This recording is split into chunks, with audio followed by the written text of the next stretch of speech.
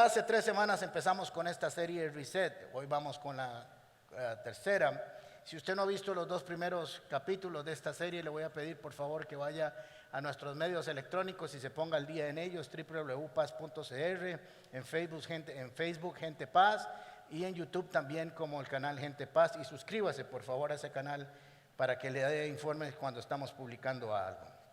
Así que el tema de hoy es primero lo primero. Así que cuando estamos en una serie me gusta estar confirmando por qué estamos en una serie y cuál es el sentido de la misma. Le pusimos reset porque es un término popular, es un término tecnológico, es un término que casi todo el mundo conoce ahora, porque todos le hemos tenido que dar reset a algún aparato tecnológico en los últimos años. Si hubiéramos hablado del reset hace 3, la gente no sabría qué estábamos hablando, pero ahora casi todo el mundo entiende de qué se trata. Y reset significa reiniciar, reajustar, restaurar, restablecer, pero algo que ya operaba. No es como formatear, sino que es algo que ha estado operando pero ha decaído. Y cuando reseteamos algo, cuando ese equipo que estaba funcionando bien de pronto pierde su condición natural o comienza un proceso de deterioro, inestabilidad en su funcionalidad, o pierde eficiencia, entra en letargo y por lo tanto está trabajando a medias. Así que es importante estripar ese botoncito para que todo se vuelva a reactivar. Y ese es el deseo de esta serie, de que todos podamos hacer un análisis de nuestras vidas y ver qué se cayó, qué se perdió, qué se rompió, qué entró en inestabilidad, qué entró en letargo y qué no está funcionando bien para retomarlo. Así que hemos tomado 4 ejemplos de esto que nos puede pasar. Número 1, empezamos con no volver a ser esclavos, que Cristo nos hizo libres para que vivamos en libertad. Así que empezamos siendo libres, pero podemos terminar siendo esclavos de nuevo. Es algo que hay que revisar. Número 2, la semana pasada vimos que Jesús no vino para ser creyentes, sino discípulos. Y eso fue la instrucción que le dio a su iglesia. Tenemos que recordar que llegamos a Cristo para ser discípulos y no tan solo creyentes, para ser oferentes y no tan solo demandantes. Y hoy vamos a empezar este capítulo con lo primero es lo primero. Nuestra vida no es estática, la vida siempre está en evolución, en constante crecimiento, o al menos debería estar en constante crecimiento, evolución, y para eso hay que estarnos revisando constantemente. Hay que ver cómo está nuestra vida, qué está sucediendo, para hacernos preguntas correctas de cómo está la situación de nuestras vidas, cómo está funcionando y cómo estamos alcanzando nuestras metas y si las estamos alcanzando, sobre todo en el área espiritual. Si hay una área que pronto cae, que entra en letargo, que entra en religiosidad, de la parte espiritual, porque lo demás es algo que hacemos naturalmente, ir al trabajo y nos gusta el cheque de fin de semana o de fin de mes, y así que no somos, o se supone que deberíamos de ser proactivos para que llegue bien, o cheque no, transferencia, ¿va? Estoy hablando como hace mucho tiempo. Yo no veo un cheque hace como 500 años, muy bien. Así que es importante que nosotros revisemos nuestra vida espiritual. Y hay 3 grandes errores que podemos cometer nosotros en nuestra vida. 3 grandes errores. Quiero que ponga atento a esto. Número 1, creer que el 100% de nuestros éxitos se deben a que estoy bien espiritualmente con el Señor. Esto es el primer error que podemos tener si no nos revisamos. Creer que el 100% de nuestros éxitos se deben a que estamos bien con el Señor. Y no necesariamente se debe a eso. Hay gente que no conoce al Señor y es exitosa en algunas áreas de su vida. De hecho, hay muchos que son muy exitosos en diferentes áreas de su vida. Segundo, creer que porque estamos involucrados en la obra del Señor, o porque venimos a la iglesia, o porque cantamos, o porque vamos a una casa paz, estamos bien con el Señor. Y no necesariamente. Puede ser un factor, pero no necesariamente. Y lo segundo, que porque nadie nos dice que estamos mal, estamos bien. Ese es el tercer gran error que podemos cometer. Así que vamos a ver un caso de estos que está en Apocalipsis capítulo 2, de cómo ellos creían que estaban bien, pero no estaban bien, y era necesario hacer un reset en sus vidas y ver que algo se había roto, algo se había caído en el proceso. Capítulo 2 de Apocalipsis. Escribe el ángel de la iglesia de Éfeso. Esto dice el que tiene las 7 estrellas en su mano derecha y se pasea en medio de los 7 candelabros de oro. Conozco tus obras, tu duro trabajo y tu perseverancia. Sé que no puedes soportar a los malvados y que has puesto a prueba a los que dicen ser apóstoles, pero no lo son, y has descubierto que son falsos. Muy bien. Has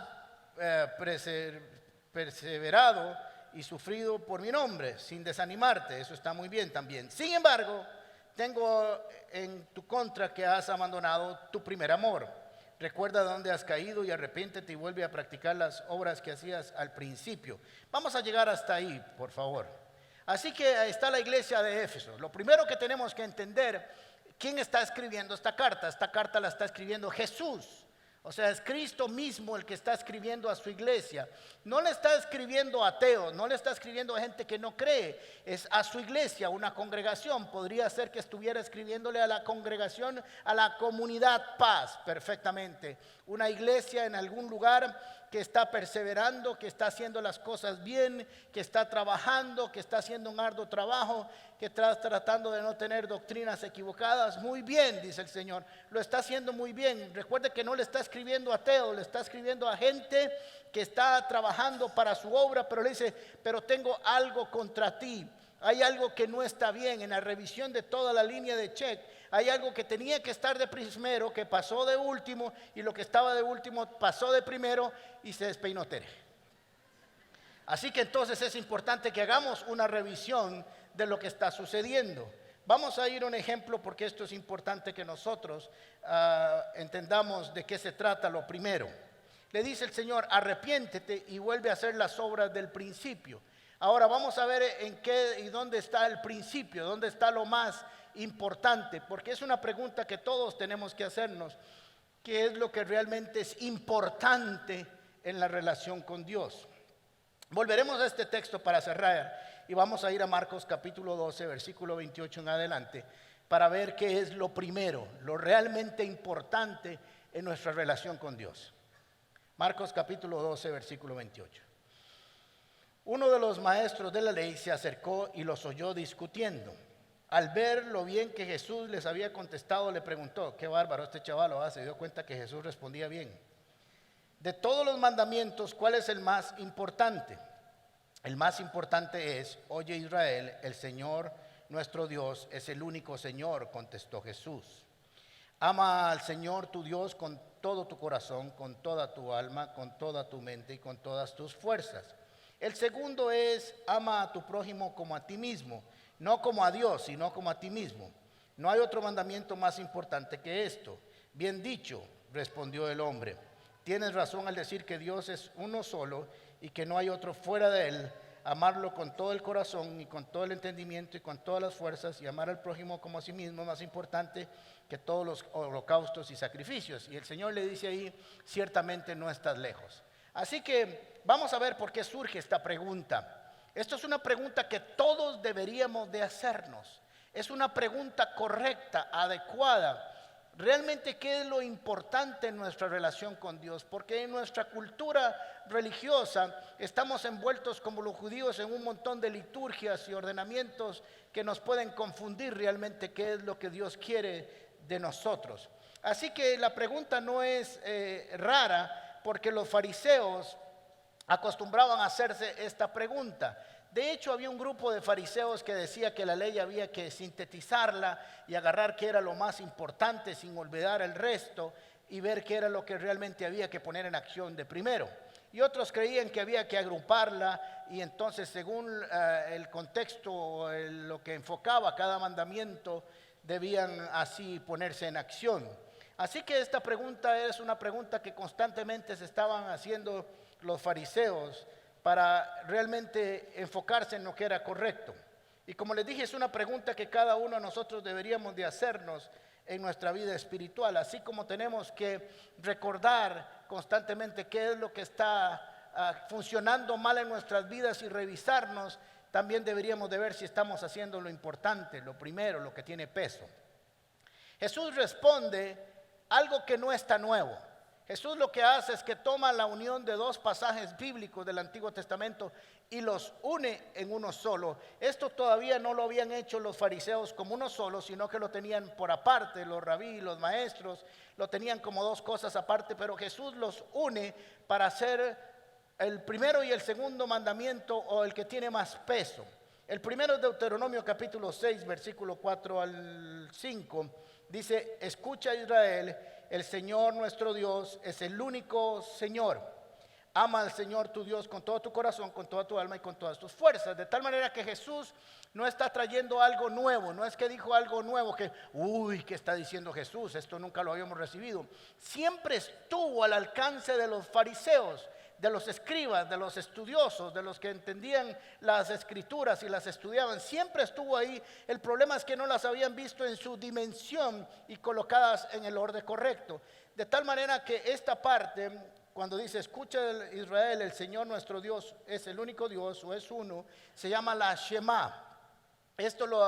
Un buen judío, un judío creyente ortodoxo, lo declara 2 veces al día. 2 veces al día antes de sus oraciones dice la Shema. Oye Israel, oye Alejandro, oye Rubén, oye Flora, el Señor uno es. No hay Dios, es uno. Porque cuando decimos que Dios es uno, no podemos amar a Dios a dos porque no hay dos. Lo que quiere decir es que nuestro amor debe estar dirigido y enfocado hacia un único Dios. Cuando Dios ocupa nuestro corazón, no hay campo, y solo hay uno, no hay campo para dos, porque no existen dos. No debería lugar para dos. Así que pronto después le dice, ama al Señor tu Dios. Y une también con Levítico 19. Y dice, no seas vengativo con tu prójimo, ni le guardes rencor. Ama a tu prójimo como a ti mismo. Yo soy el Señor. Así que entonces Jesús está trayendo y está uniendo, está resumiendo algo que les gustaba a un grupo de fariseos. Decía, tenemos que sintetizar estas cosas. Nos gusta estar viendo qué es lo que tenemos que hacer, pero tenemos que tener muy claro qué es lo primordial y lo específico. Así que Jesús les hace la tarea como nunca nadie antes se la había hecho, porque ellos no los unían, los tenían por separado. Jesús le dice, esta es la unidad de todos los mandamientos, decretos y estatutos. Ahora, recuerden que nosotros no nos hemos desarrollado una cultura judía. No somos maestros de la ley judía rabínica, pero hay que entender de dónde viene esta pregunta y lo que significa lo que Jesús acaba de decir. Los judíos, o no los judíos, perdón, el Antiguo Testamento tiene 613 preceptos, decretos, estatutos y mandamientos. Uno que otro, ¿verdad? Ellos estaban muy ocupados en cumplirlos todos, pero sería imposible cumplirlos todos. Ellos decían, hay 248 mandamientos positivos y preceptos como huesos tiene el hombre, y 365 mandamientos y preceptos negativos como días hay en el año. Así que cubría el cuerpo y la vivencia del ser humano. Eso es lo que decían. Para cada día y para cada parte del cuerpo había un mandamiento. ¿Ok? Así que ellos están envueltos en legalismos, en cumplimiento de preceptos, de legalismos, de cómo comer, de cómo lavarse las manos, de cómo guardar el sábado, de cómo hacer un sinnúmero de cosas. Todo estaba regulado.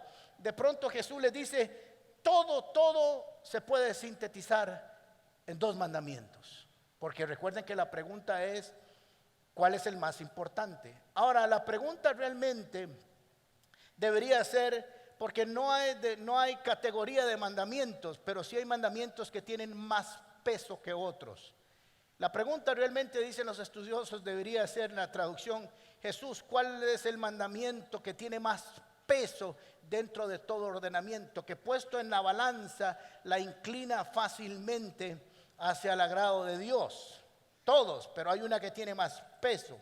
Así que Jesús les dice que es amarlo a Él, amar a Dios. ¿Y por qué? Porque el amor es un lenguaje universal.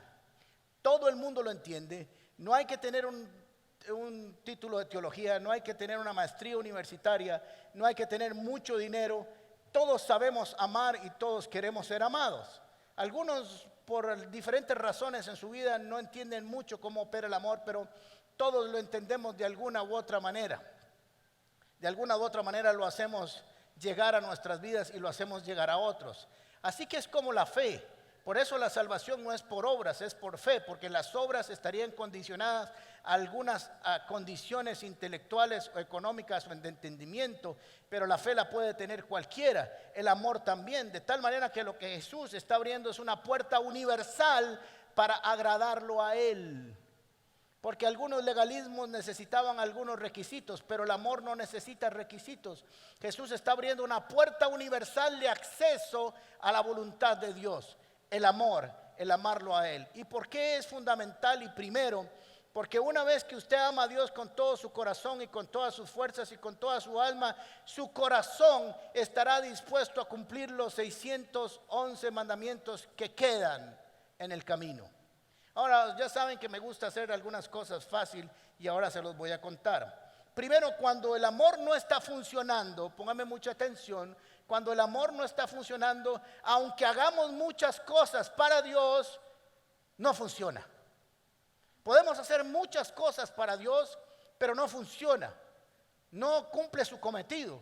1 Corintios 13, versículo 1, dice así: si hablo en lenguas humanas y angélicas, pero no tengo amor, no soy más que metal que resuena o un platillo que hace ruido.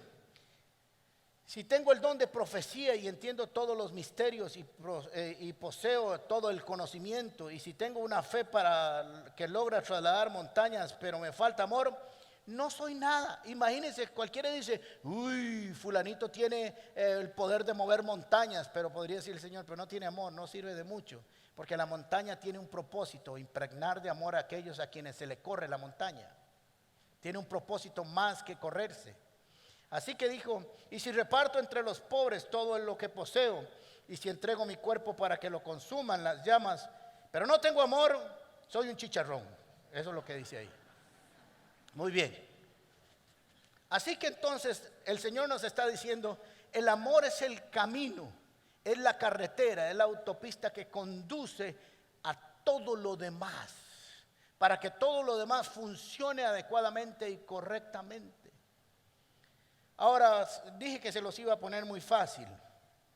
Cuando usted tiene un examen, se sienta, le dicen mañana hay examen, prepárese, y le ponen su examen en el escritorio y el examen tiene 613 preguntas. Usted dice, la madre. No sé cuál madre, pero la madre. Dice, ¿a qué horas termino esto y cómo lo cumplo? ¿Ok? Aunque posiblemente los fariseos se la sabían. Se la sabían de memoria, posiblemente, según lo que sepamos. Pero Jesús, el maestro, les dice, les voy a dar este examen con 613 preguntas, pero quiero decirles algo. Y todos están sudando, listos con el lapicero para no borrar. Si me contestan la 1 y la 2 bien, pasan el resto. Qué maravilloso suena. Y usted dice, sí, pero me tengo que saber las 2 primeras.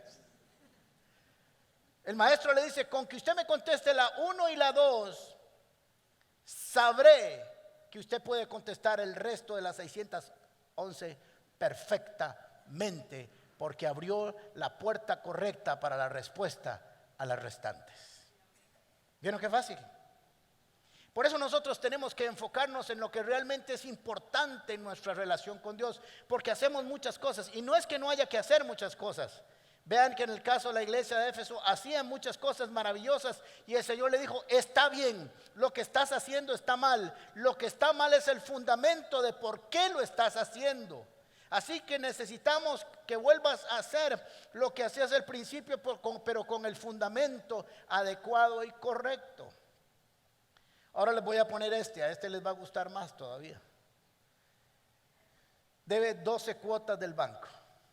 Y le dice el banco, lo ejecutamos la otra semana. Perdería usted su casa. Espero que no haya gente aquí así. Y si no, vamos a orar esta semana para que Dios haga un milagro como el que les voy a poner. Pero le dice el banco, pero si usted me trae 2 cuotas, le doy por paga la deuda completa. Solo me tiene que traer 2 cuotas. Y usted diría, estas 2 cuotas hay que cumplirlas a toda costa. Eso es lo que Jesús está diciendo. Eso es lo que Jesús les está diciendo a los fariseos. Si ustedes se hubieran dedicado más tiempo a las 2 primeras y no a las 611 restantes, habrían quedado bien toda su vida, pero se andan complicando la vida tratando de hacer todos los preceptos y no lo logran. No se enfoquen en el lugar equivocado, no pongan su vista en lo que no es importante, porque hay dos cosas que trascienden y le pasa por encima a todas las demás. Por eso es muy importante que nosotros entendamos muy bien las escrituras. Cuando Jesús dice y les recuerda, oye Israel, el Señor uno es, lo que le está diciendo es, cuando usted solo tiene un Señor, cuando solo hay un Dios, no hay rivales que peleen por la fidelidad de ese corazón. Y cuando ese corazón está totalmente lleno de la presencia de Dios, no hay lugar para que otras cosas invadan ese corazón, porque de todos modos solo hay uno. El problema es cuando tenemos muchos dioses, cuando tenemos muchas cosas que ocupan el lugar de Dios en nuestro corazón. Jesús dijo, nadie puede servir a dos señores, porque le va a quedar bien a uno y mal al otro, o mal al otro y bien a uno.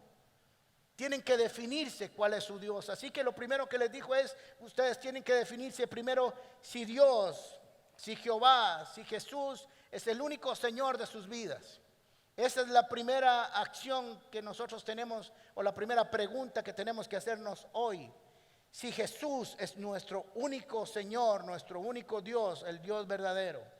A partir de ahí nuestro corazón se inunda en la totalidad de una sola presencia, sin rival alguno, sin andar pensando qué lugar le doy a cada uno en mi corazón, porque ya está ocupado, por cierto. Si se van a esforzar por algo en la vida, si nos vamos a esforzar por algo en la vida, si nos vamos a esforzar por hacer muchas cosas, que sea por amar a Dios. Ahora la pregunta tal vez sería, ¿y cómo se ama a Dios? Es interesante que este pasaje aparece como un mandamiento. Y es extraño porque no puede ser que un mandamiento me obligue a amar a alguien. Se supone que el amor es algo que fluye naturalmente. Mentiras. Ese es el sentimiento del amor. Pero el amor es una decisión. El amor es un conocimiento, un entendimiento de la persona a quien decido amar. He contado esto varias veces. Tenía un amigo que estudiaba en un colegio bíblico en los Estados Unidos y tenía un compañero coreano. Creo que era coreano. Y si no, a partir de hoy el cuento es de un coreano. Bien. Y era de esas habitaciones universitarias donde hay un solo teléfono al final del pasillo y le gritan ¡Jinku! No se llamaba así, pero a partir de hoy se llama así. Muy bien. Entonces él fue a contestar y cuando volvió a los 10 minutos entró y pegaba gritos por todo el cuarto y se subía en las camas y decía y le dice, ¿qué le pasa? ¿Qué le pasa? Y dice, ya me encontraron esposa, ya me encontraron esposa. Y un occidental de este lado diciendo, ¿cómo que ya le encontraron esposa? No se supone que yo encuentro la esposa. Y le dice, espérate, ¿cómo que ya te encontraron esposa? Sí, ya mis papás me encontraron esposas. No, esposas no, una, con una es suficiente. Bien, este abusado ya quería otra. Y le dice, espérate, explícame. Y le dice, ustedes tienen un problema los occidentales. Ustedes no aprenden a amar a la gente. Y nosotros aprendemos a amar a la gente por lo que son. Interesante. Ahora, Jesús realmente gramaticalmente no dice debes amar a Dios. La traducción correcta debería ser que Dios dice ámame. Ámame. La razón es que si logras amar a Dios, Dios se compromete en fidelidad con ese que lo ama profundamente y recibe los beneficios del amor de Dios. Dios le dice, aprende a amarme. Dice la Biblia que lo amamos a Él porque Él nos amó primero. Así que ya Él tuvo la acción primera que nos hace enamorarnos de Él. ¿Cómo nos enamoramos de Él? De la misma manera que te enamoraste del carajillo o la carajilla en 5º año. De la misma manera. Solo que no por un sentimiento, sino por acción. Con tiempo, acercándosele, hablándole, conociéndola, saliendo al cine. A ese lugar no, al cine. Y así sucesivamente, a cenar, etcétera, a la iglesia. Muy bien. Dios nos amó primero y ya hizo todas las acciones de amor que alguien hace cuando ama profundamente. Se entregó al 100%. Ahora, la recomendación de Dios, por así decirlo, que aprendamos a amarlo, es porque cuando amamos a Dios, nuestras vidas cambian. Amamos a Dios porque conocemos su amor y entendemos por qué dejó su condición de Dios y se hizo hombre y se humilló hasta la muerte y muerte de cruz. Entendemos su condición, entendemos por qué fue y se entregó por nosotros siendo aún pecadores. Y eso nos hace amar. ¿Cómo no podríamos amar a alguien que aunque nosotros blasfemábamos contra él, él seguía diciéndonos cada día que nos amaba? Lo aprendemos a amar cuando conocemos sus escrituras y sabemos cómo es él. Tenemos que hacer acciones que nos lleven a amarlo, pero no podemos amar a alguien a quien no conocemos. Así que lo conocemos por las escrituras, por la presencia de su espíritu en nosotros y por saber lo que has hecho, por lo que ha hecho por nosotros. Ahora entienda que para un fariseo la cosa se le estaba complicando, porque este mismo que le hace la pregunta le dice: ¿quiere decir que amarte a ti y amar al prójimo es más importante que los holocaustos y los sacrificios? Y él mismo se respondió y dijo: sí. No te ocupes por hacer muchas cosas para Dios, aunque sí hay que hacerlas, porque el amor de Dios se manifiesta amando al prójimo, y el primer gran amor del prójimo es revelarle el amor de Cristo. Usted no puede decir que ama a alguien hasta que no le haya presentado a Jesús. Es el acto de amor más extraordinario que podemos tener para un ser amado, para un ser querido, que conozca al que lo ama y lo ama incondicionalmente. Es más importante, y quiero que me entiendan esto correctamente, es más importante que venir al culto o a la reunión dominical. Porque si usted no viene por la razón correcta, sí va a crecer, sí algo le va a pasar, pero no va a descubrir la plenitud de lo que está haciendo. Pero si desde su casa sale sabiendo que usted ama a Dios sobre todas las cosas, y esa es la razón por la que viene, la reunión del fin de semana será algo extraordinario que cambia su vida semana a semana. Necesitamos volver al principio. Necesitamos retomar lo primero, que es amar a Dios y entender que solo hay uno. El gran problema que tenemos nosotros es que nos acercamos a Dios para que Él nos ame y no para amarlo. Como Dios es amor y como todos andamos buscando amor, mucho amor, nos acercamos a Dios porque sabemos que Dios nos ama. Pero Dios dice: no solamente debes de acercarte para que yo te ame, porque ya dije que te amaba y ya hice que mi amor se hiciera realidad, sino para que aprendas a amarme. Llegamos a Dios para que nos dé, pero no para darle. Por eso no le damos nada al Señor, porque se supone que Él es el que da, pero el Señor dice que también podemos darle. Yo siempre que voy a visitar a mis papás, siempre les llevo algo. Paso de camino, les llevo jugo, les llevo queso, les llevo pan, les llevo lo que se me ocurra, pero siempre llego como la bolsa del doctor Chapatín. Siempre les llevo algo. Sería muy feo que yo cada vez que fueron de mis papás llego para pedir o para sacar algo o para que me den, porque se supone que los papás le dan a uno. Se supone que nos damos mutuamente. Nuestro problema es que siempre estamos esperando que Dios nos dé y nosotros no sabemos que tenemos un gran privilegio que Dios nos dio, que nosotros podemos darle amor, gratitud, alabanza, adoración y honrarlo con nuestros bienes. Vean que Dios más hermoso, que siendo el que habita en la luz inaccesible, nos dijo: ustedes están tan cerca de mí que les permito darme. Cuando usted lee las historias del Antiguo Testamento, se da cuenta que cada vez que alguien visitaba a un rey, venía con tesoros para honrarlo. Y usted decía: ese rey no necesita nada. La reina Saba fue a visitar a Salomón y le llevó cosas. Y Salomón estaba fondeado el mae. No necesitaba nada, pero ella sabía que tenía que honrar al rey. Eso se perdió. Nosotros no honramos a la gente ya. Es un mandamiento, pero también es un derecho, es un privilegio amar a Dios. Porque cuando lo amamos, todo lo demás se ordena en nuestra vida. Todo lo demás toma su lugar. Todo lo demás comienza a operar correctamente porque el amor es el vínculo perfecto. Imagínense todo lo que hubiéramos logrado y nos hubiéramos ahorrado si hubiéramos amado a Jesús como pide la Biblia desde el principio. Piense todo lo que usted hubiera superado. Todo lo que se hizo difícil, lo fácil que se hubiera hecho si lo hubiéramos amado. Invertir las prioridades no funciona.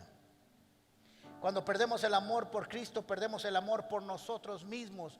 Porque piense esto, cuando usted deja de amar a Dios, comienza a decaer su vida. Amar a Dios es amarnos a nosotros mismos también. Porque mantenemos el contacto vital que nos da vida y nos produce bendición en nuestras vidas.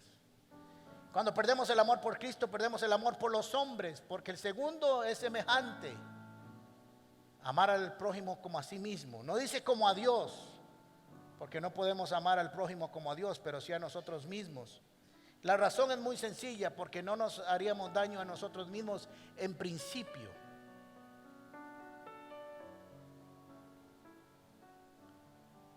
Primera de Juan capítulo 4, versículo 19 dice: nosotros amamos porque Él nos amó primero. Si alguien afirma yo amo a Dios pero odia a su hermano, es un mentiroso, porque el que no ama a su hermano a quien ha visto, no puede amar a Dios a quien no ha visto. Y Él nos ha dado este mandamiento: el que ama a Dios, ame también a su hermano. Voy a terminar con esto antes de hacerles un llamamiento. Esto es duro, pero cuando usted no perdona, cuando usted es un agresor o una agresora, cuando usted es violento con su familia, con su esposo, su esposa, sus hijos, cuando usted es un agresor o una agresora, lo único que nos dice es que usted se odia profundamente. Nos habla de cuánto odio tiene usted para usted mismo. Porque si se amara a usted a los demás como se ama a usted mismo, jamás les haría eso. Cuando usted está chismeando, usted está matando a su hermano. Si se amara a ese hermano como se ama a usted mismo, jamás hablaría mal de él o de ella. Pero miren lo que dice Deuteronomio capítulo 30, versículo 16. Deuteronomio significa la segunda ley o el segundo mandamiento o la recopilación de la primera ley, como quiera que usted decirlo. Así que Moisés está dando un discurso, un largo discurso, y les está diciendo, los está recordando todo lo que han pasado hasta ahora. Después de 40 años, 38 años en el desierto, les está recordando todo lo que han pasado y les está diciendo lo que viene y les está dando muchas recomendaciones. Pero entre esta es una que es sumamente importante. Yo diría que la más importante de todos los mandamientos o recomendaciones que Moisés le da a su pueblo. Hoy te ordeno que ames al Señor tu Dios, que andes en sus caminos y que cumplas sus mandamientos y preceptos y leyes. Así vivirás, te multiplicarás y el Señor tu Dios te bendecirá en la tierra que vas a tomar posesión. Vean que el éxito de Israel en la tierra prometida empieza con amar a Dios. Si vas a hacer un esfuerzo en tu vida, si vas a esforzarte por algo, esfuérzate por amar a Dios, por acercarse a Él, por tener comunión, por conocer sus escrituras, por recibir sus beneficios, por entender lo que ha hecho por ti. Cuando entendemos lo que ha hecho por nosotros, no nos queda otra cosa que amarle. Y a partir de ahí todo lo demás comenzará a operar y a funcionar bien. Cierre sus ojos un momento, por favor. Gracias por acompañarnos en Comunidad Paz. Te invitamos a compartir este mensaje y no olvides suscribirte a nuestro canal de YouTube. También puedes seguirnos en todas nuestras redes sociales como Gente Paz o en nuestro sitio web paz.cr.